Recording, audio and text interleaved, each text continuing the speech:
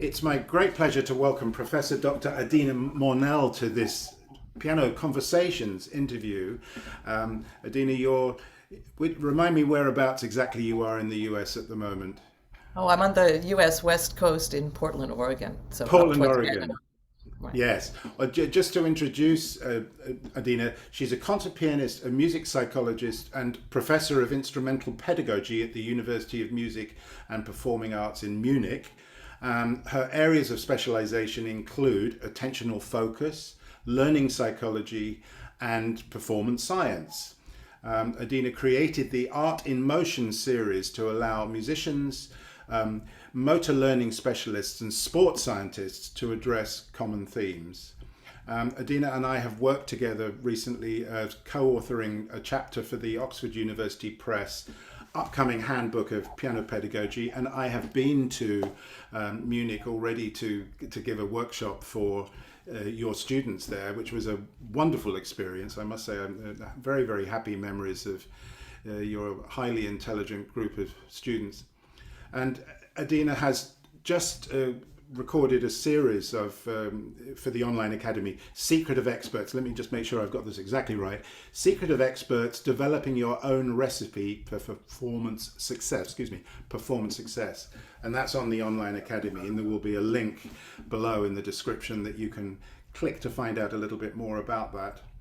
And what we thought we'd do in this online chat, really, this is very informal, it's completely unscripted, we don't really know where we're going to go, but we've picked the Pathétique Sonata of Beethoven, Opus 13, to introduce a concept that I called many years ago Q spots, short for quarantine spots, which is where we identify and isolate specific spots in a piece that challenge us or that need particular loving care and attention on an ongoing basis. And that includes spots that we can already do well, just to further finesse, but also places that we're struggling with. And I'll go into it. We'll both go into a few corners here in this sonata.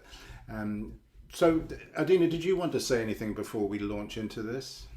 I just wanted to add that it's always exciting to have extra eyes and ears paying attention to what you do when you practice, because we tend to have maybe a large repertoire of things we like to do, of strategies, of methods for practice, or maybe we have a more limited repertoire, but when push comes to shove, especially when we're tired or under pressure, we go to the default. So I'm looking forward to this inspirational moment where we are allowed to interrupt each other and see how we would approach such a section. Let's go for it. Yeah, let's do it. So the idea here was, I was just thinking, where are the common issues? Because I've taught this piece, I'm sure you have too, over the years, and often the same places that challenge people. It seems to be common places, and one of the first spots would be measure 10, where we have this chromatic scale, this famous chromatic scale. Piano.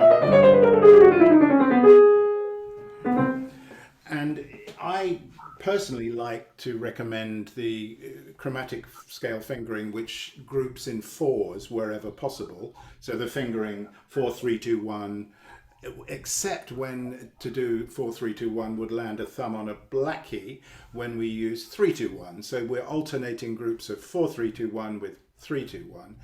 I find that fingering much quicker than the other fingering, the 3, 1, 3, 1 with a 2 where we've got the white keys. So some people don't have that installed in their body. So I rather like to suggest perhaps that we just make an exercise out of this fingering. So just to take a chromatic scale starting anywhere, and it doesn't even have to be descending. We could do an ascending. That's a group of 4. 1, 2, 3. 1, 2, 3. I'm starting on C. 1, 2, 3. Maybe I'll go up.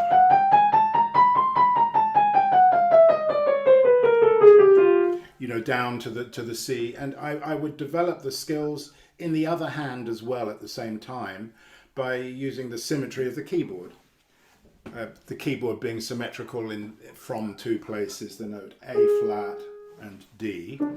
So if we want to start, let's say, on an E in the right hand, that would map to a C in the left hand. It just means that the left hand can learn the skill as well simultaneously. And the fingering, if I start on an E in my right and a C on the left, would be 1, 2, 3, 1, 2, 3, 4. And it's good to practice in the groups like this: 1, 2, 3, 1, 2, 3, 1, 2, 3, 4, 1, 2, 3, 4, and then coming down again. And if I'm going to practice it like that, I can, of course, subject that to different rhythmic patterns, different accents, different groupings. And then when I go to my scale in the sonata here, measure 10, I've already experienced the scale in other forms. And then there's a lot of things that one could do here. I like the idea of chaining. I'm a very much a believer in chaining. Perhaps I would start from the last group, from the group, how many notes is this? Halfway through the measure when we get the dominant seventh, and work on that corner and then attach the previous group, and then finally do the whole scale at a variety of different tempos, at a variety of different dynamic levels as well. So that would just be some thoughts on how you could approach this, rather than simply playing it over and over in the vain hope that it would improve. Well, and I think the interesting thing about this approach to the fingering is it allows us to make blocks. I'm going to go back to what your original suggestion, the 1, 2, 3 in contrary motion. Basically, you could play that as a cluster. Yes, absolutely. And this helps because then you're preparing 3 notes in advance or 4 notes in advance. So you're allowing brain space, because what happens is you see this run, it's black on my page, the brain goes haywire. I can't possibly read all of that small notes, and there are fingerings in there, and there's triplet markings, and there's a decrescendo, and there's an accent, and it's a whole lot of information for the brain. So we want to simplify that, and that's a wonderful way, is to have these units. So think of the units between the 3s and the 4s, and practice them such that the piece becomes easy. And in fact, I also recommend even coloring in the 3s and the 4s. So that in my score, you can take a copy, you don't want to ruin your original, just so that the brain is going, oh yeah, 3, group of 3, oh yeah, group of 4. Oh, this is easy. These are baby steps. This is not this big, scary, dark passage that's so wonderfully gloomy and expressive, which is of course what Beethoven wanted. But we're trying to make it light and easy, and something where we feel our proficiency at playing the piano and can say, okay, and then we can modulate it to fit the expression we're looking for. Absolutely. Yeah. No, I love all of that. Absolutely.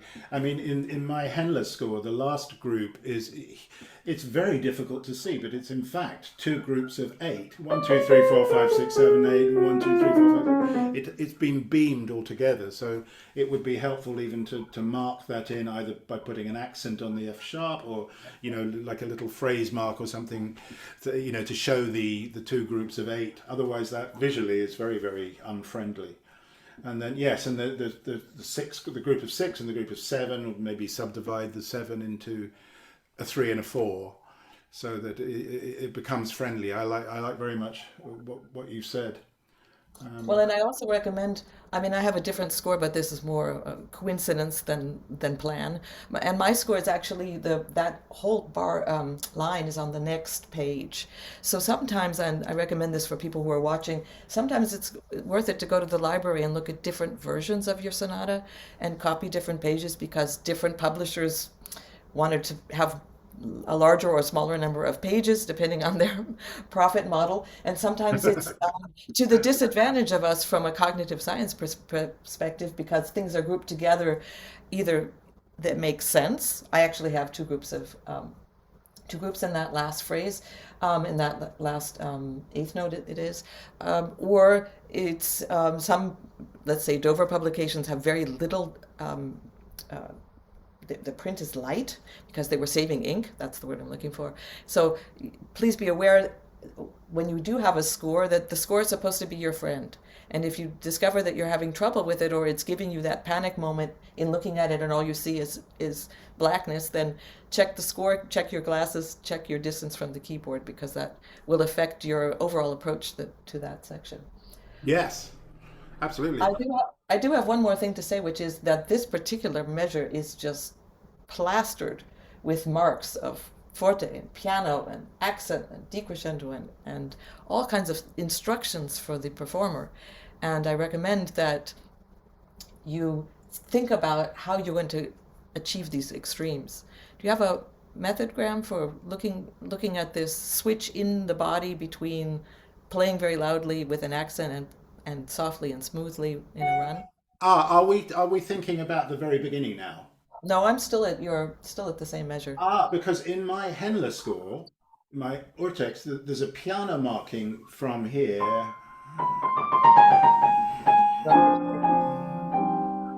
and this is all piano in my edition. That's interesting. So obviously you've got an edited version of the Right. piece.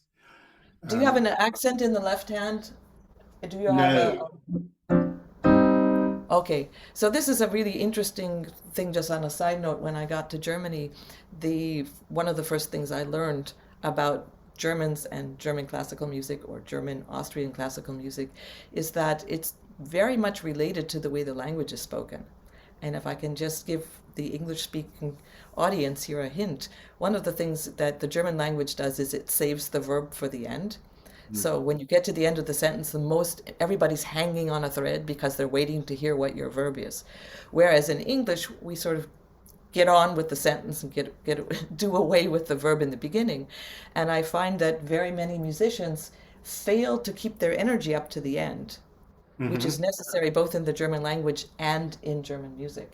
And Mhm. so this is just sticking with the same bar. You're basically going from the C and you want to get down to that A flat, right? It's going Yes. and that's where you're landing. So there can also be an inner passion that I'm trying to transverse the keyboard between the C and the A flat. And that also gives us an overarching view of this particular measure that can help us when we've trained the individual fingers. They can actually play the chromatic scale, but we're performing. We don't want to think about the individual fingerings of the chromatic scale. We want to think about the way from the top C to that accented A flat. Yes, and that sliding scale down. I mean, when I hear you talking about that, I'm looking at how the music has been rising up from, before. I mean, just the very first measure, you've got this, and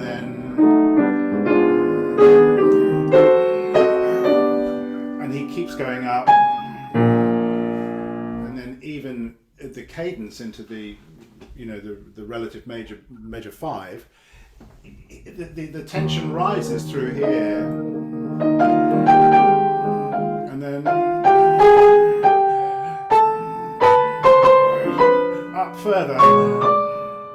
It's almost Tristan, isn't it? There, and it feels like that scale at the end is a kind of release of all of that winding up tension that's been going on in the music up till then, and of course that's probably the very spot that's going to scare people unless they've done this preparatory work. They'll need to be super prepared on that measure to be automatic, to allow the fingers to do what they need to do without too much thinking. Right. In fact, I would recommend playing this just the outline of, and then just, Yes. and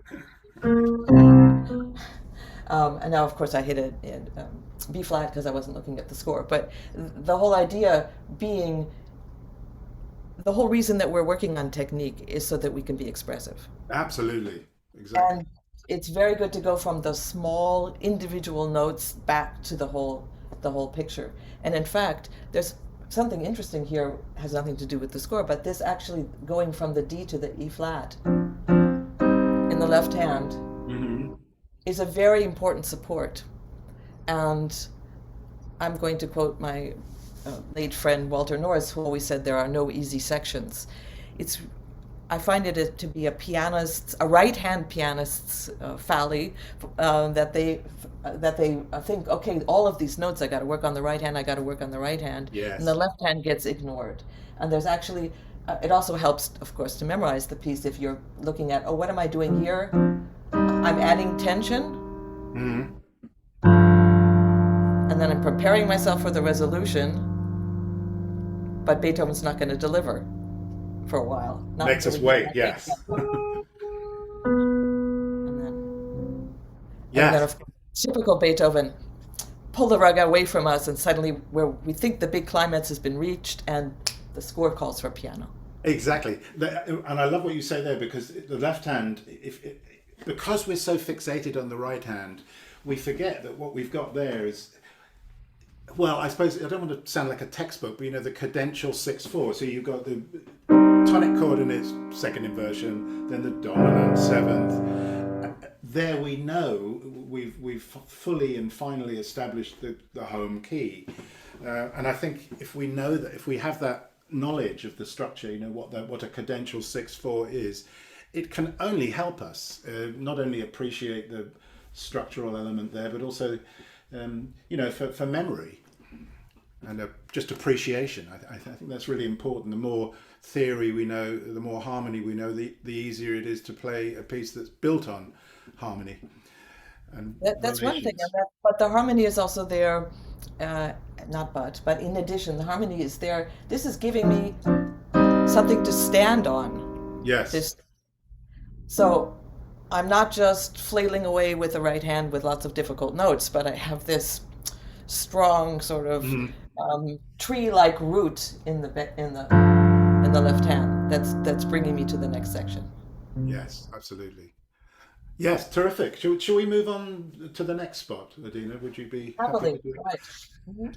Do you have any particular? I've got just a thought about the beginning of the Allegro, measure 11, that a lot of people find, well, that they don't really know. I'll often say, "How are you practicing this?" And they will sometimes just sit there and say, "Well, and you may be lucky, and they may say, "Well, I'm doing it slowly." And I would add, "Well, that's a very good starting point, but you don't want to practice it slowly too much, because that'll prepare you very nicely to play it slowly when it has to be fast."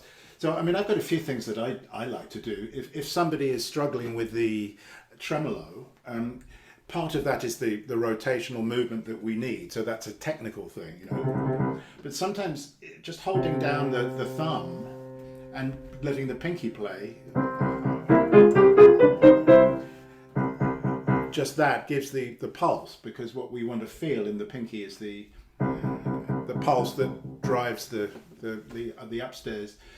But then very often it's the right hand that people get clumsy with, and I'll ask them how they're practicing it, and that they generally won't say too much. They haven't thought too much about it. But I rather like to just separate the two voices, top voice, and you can even do that with just the pinky note in the left hand, and then do the same job with the alto, if you will. It's not really an alto, but the lower voice. And how would that sound against the tremolo? And then other things I would do here would be to practice legato in the right hand, even though it's going to be staccato, as much as possible. It's not possible to get everything legato, because I find that keeps me close to the keys. It makes me feel and hear the connection, because so often with staccatos, people lift their hand too high and they lose the connections. And then there's all those other things that one would do with double notes. A little bit of tapping,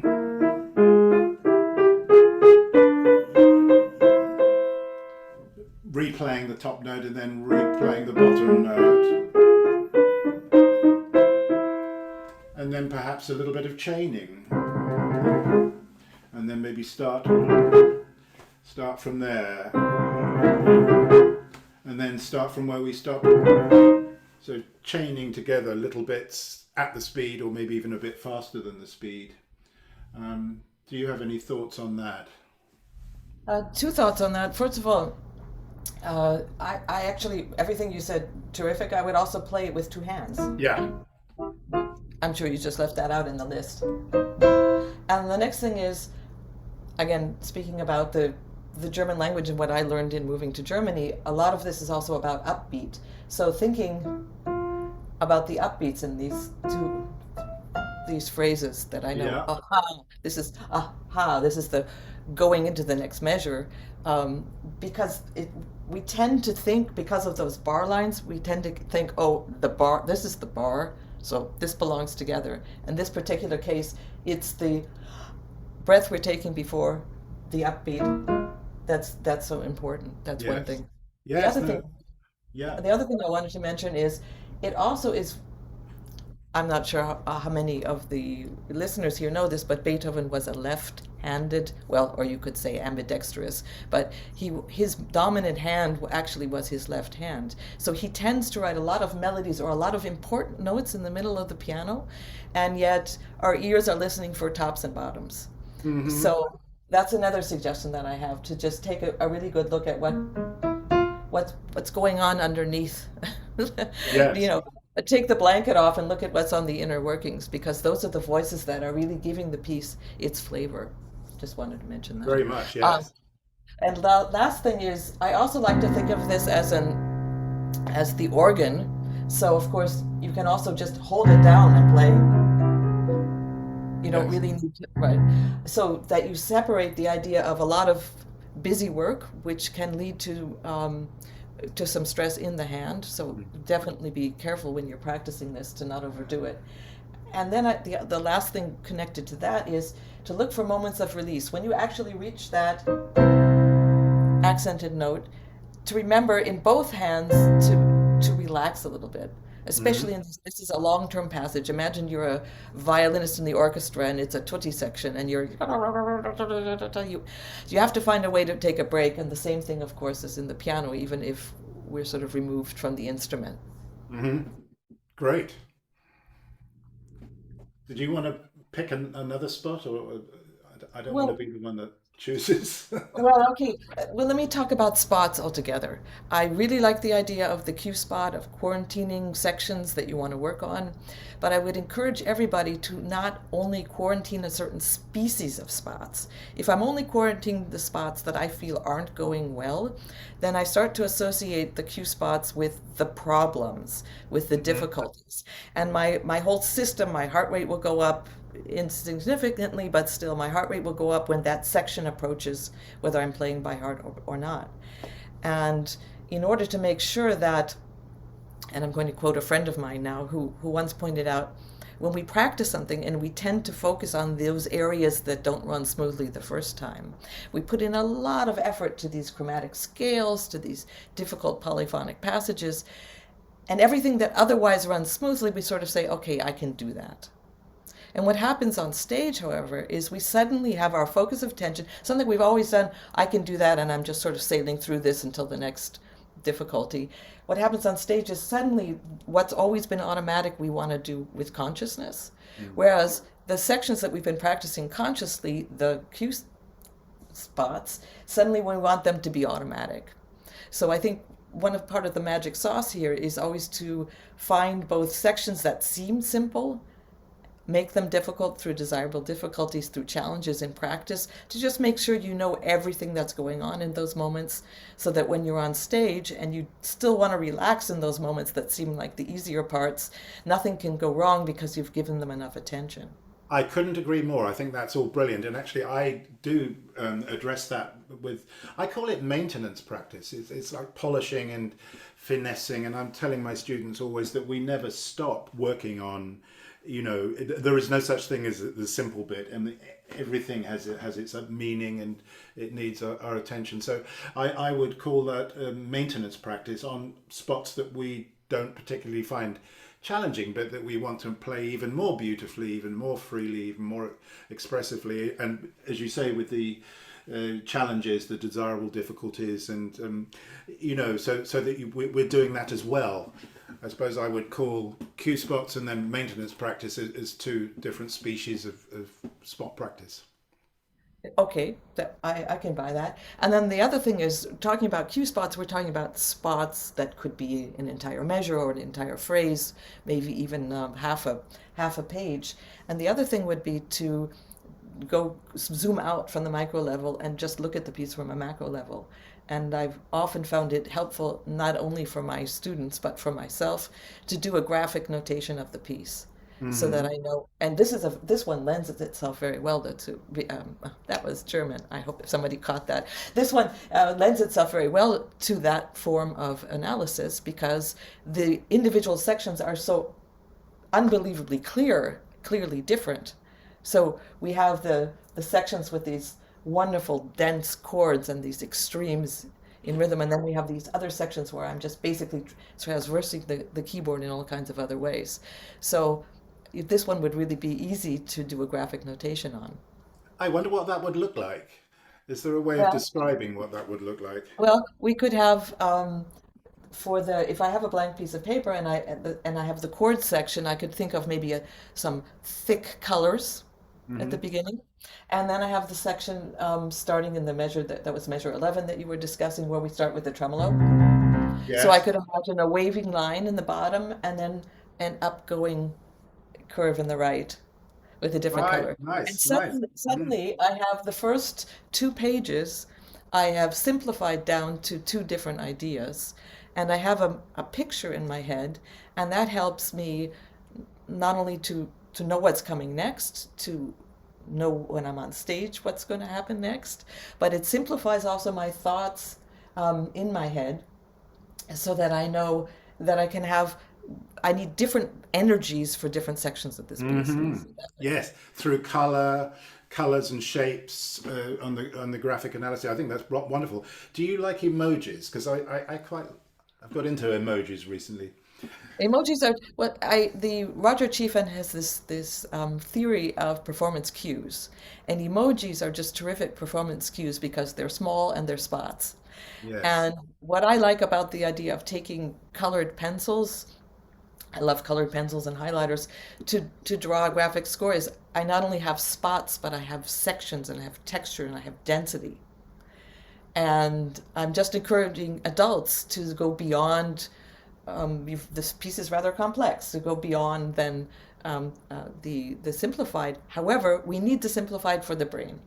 And Yeah. the emojis are particularly good in immediately conjuring up the feeling of that particular passage. Do you have an emoji just for a favorite spot? I haven't thought of it quite like that. I tend to use emojis or feeling words. You know, it could just be reverentially or con amore, something like that. So I've got words or a little brief, you know, like Satie put in his scores that they don't mean anything. They're kind of dada things, but you know, to find a few words. But I can tell you something that I once did with a boy who was playing the C major Bach, and everything was fine. You know, he's playing very well. He'd learned it, and but it was just kind of flat. So I gave him an assignment, and I just every time the chord changes, which is once a bar, isn't it? Um, I put a little circle which represented the face, you know, and I asked him for next week to fill in the nose and the mouth and the eyes, and just for fun, I thought let's see what he comes back with. So you know, the first one was I'm not going to embarrass myself by making the face, but it was you know kind of a still face, and then we got it was a little bit of wider eyes, and then of course when we get to the diminished sevenths later, well this one was a active face, and this one was a kind of sleepy face. And I was amazed when he brought the score back next week. He had great fun doing it, and he'd got you know the eyebrows. He'd got that all correct, well, as in meaningful. And when he played it, he just was able to tap into those different states. And it worked very well to make the music expressive. But he was the one that put the emojis in. I didn't indicate anything. I wanted for it to be his interpretation, for his ideas. So that's why I like emojis. Well, terrific. And these are the so-called performance cues that are giving us the emotional content of that particular measure. And the just what I believe in about Bach is in the end, I can scale back all of the emotional expression I'm putting in that because the harmony does it itself. The harmony does do it, absolutely. But I You think, get goosebumps. I had this wonderful Russian professor, Elena Lapitskaya, and she used to say, Adina, you're not supposed to cry on stage. The audience is supposed to cry. yes. So I love the idea of the cues of the emojis, and for just adding this, extending this, I have colored in entire passages of a Debussy prelude, let's say. This is for me the greens and this is for me the reds, and it's just an extra layer of emotional content, of Hmm. remembering what's going on there, and it's allowing me to recall it in the terms of a holistic picture of it, and away from these individual notes that I've struggled so hard to make sure that I Yes. can play them Yes. in the right time with the right fingerings and the right articulation. Yes, because in the end, what we want to communicate is not what my fingers are doing here, or we want to communicate what the message of the music is as we understand it. So, that's why I'm a great believer in allowing people to develop their own interpretative ideas rather than me saying, do this here and do that there. I'd rather it came from within, through experimentation and, Ab- uh, ab- Absolutely. And I mean, this is a rather simply built but long movement. And so being able to, I'm going back to the graphic notation for a moment, being able to put it on one page, that I have an outline of what's going to be going on in this particular piece, is just of great benefit. That's wonderful. Yes, I've done that before with other things, with usually with shorter things. But yeah, it's brilliant. I mean, shall we do one more while we're here? Okay. One more cue spot. Do you have anything particular in mind? Well, yes, crosshands. Yes. Yes. And this is another spot where I think it's really important to chunk, because I want to make sure that, and in fact, I recommend for everybody, anchor the left hand. I'm not going to do it on screen, but close your eyes and see whether you can find, see whether Yes. you find, because um, surprisingly enough, when you've played the piano long enough, you can find things in the dark. It's just that you don't trust yourself because we're so used to looking. And I don't know how many times, Graham, you've experienced this on stage. There are shadows on the keys, or Hmm. there's something shining, or the keys just look different. And then you say to yourself, gee, didn't look like this at home. Yeah. And just a little anecdote, Walter Norris practiced a lot with eyes closed. Elena Lapitskaya always said, if you close your eyes, you're squeezing your ears shut. So I'll just leave that for the audience to decide whether which they believe in. But anyway, Walter would practice with closed eyes, the most complicated jazz pieces. Hmm. And one day in the middle of a concert, the power went out and the whole hall went dark. And Walter kept playing because he didn't notice. And when the lights Aha. came on, and the audience burst into applause. He had no idea what he had just done that had made them clap at that particular moment. But it was his absolute security without light to be able to play. So, going back to the not catastrophic experience of performing, I still feel it's really good to have the ability to play the piece without needing to see every single key well lit, because that's not reality. Um, Absolutely. Especially they think that it's a really great thing to get the piano all nice and polished up. I mean, I can see your reflection too in your piano. And then you've got you're seeing your keys. Suddenly, oh, I had once that the name Bechstein was in gold and it was reflected on the keys, and I had a colleague go nuts. And I was so angry, I just got a piece of tape and I just taped black tape over Oh dear. Oh, you've got a Bechstein. Yeah, so the same thing. Anyway, to go back to the cross hands, I think this is a very good moment. And it also, when I start to play it in clusters, I find out, oh, I didn't really notice that it actually is going, and I Hmm. s- and I play with leapfrogging between down and up. That would be one thing. Then the next thing to be sure and try is try different distances from the piano and see at what point are you most comfortable. And the last thing would be to see, and is it even necessary to lean, or is it necessary to twist? Okay. So that's another favorite section of mine. And I don't associate it with a cue spot in that sense because for me it's the choreography of performing. Mm-hmm. So it doesn't get that extra label of this is needs attention or this is difficult, but this is something where I can optimize my performance motions to fit the Yes. piece. I like very much what you're doing here, blocking, and also one can play the left hand just as you just play the chords when the chords change. So that's another thing one could do. I once tried this, playing one hand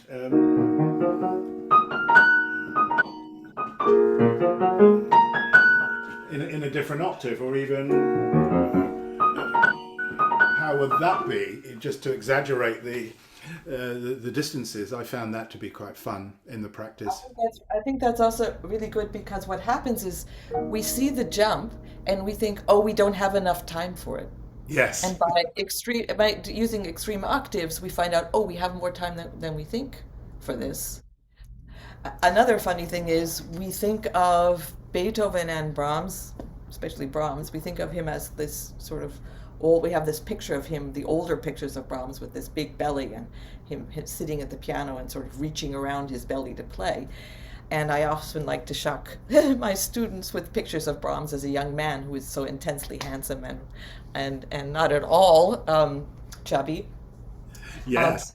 but I like to practice this section with that feeling of, am I sort of the old Brahms, and am I reaching around and sort of sunk, or am I sort of the tall and stately Liszt type Brahms handsome man, where I can go from the top? And again, these are just ways to find out, to explore with your own physiology because each of us is built differently. Yes. Absolutely. Right, space Yeah. between, right, how wide is our hand, how long are our arms, how tall is our torso, what does the piano bench have to feel like for that section? And I would not rule it out that you find out somebody playing this piece that for this particular piece you want to sit a little lower or a little higher than you usually do, Mm-hmm. depending on how it feels comfortable to do these cross hand sections. Yes. I think that's great. I when I played a Trout Quintet a while back, I figured that all I really need to do to be comfortable with the Trout Quintet is to move my piano bench a little bit further to the right because it's so much of it is up here uh, that as soon as I did that, the whole thing felt much easier, much more comfortable. Yeah, it's very important. I love what you said about the Brahms because I can picture that. It's a cartoon, isn't it? I seem to remember it's like a portrait in a cartoon sort of format. Um, that he's sitting quite far back, isn't he? I don't know what he's playing. Probably some of his own Right, exactly. music. That's the picture, right? He's sitting far Yeah. back. By the way, Graham, before I forget it, what also, and this idea isn't from me, it's from Walter Norris, also play the left hand with the right, Yes. and it just gives you a different feeling also for the distance when you're swapping hands, and gives you that extra feeling of, oh, this is not actually that hard. It And it's looks a more, great memory tool as well, isn't it? I mean, if you can do that, it shows you how well you know the music separate from muscle memory. so anyway, lots of things. I mean, this is a piece I believe that can be fun to practice 20, 40 years from now, when you discover that there are so many things that you can tickle out and use as inspiration to test out something new. I think this is brilliant. And look, we've been talking here for a good long time, and we barely scratched the surface. So I can see that we might be at some point we might return to this and do round two, and Yes, maybe touch on some things later on in the movement and also in the other two movements. So I don't know if you'd be up for that, Adina. absolutely. This has been a blast. It's been wonderful. Well, thank you so much for agreeing to do this with me. And thank you, everybody, for watching. And watch the space in the description for any information we've given you on Adina's courses, on the online academy. And we look forward to seeing you again soon. Bye bye. Bye bye.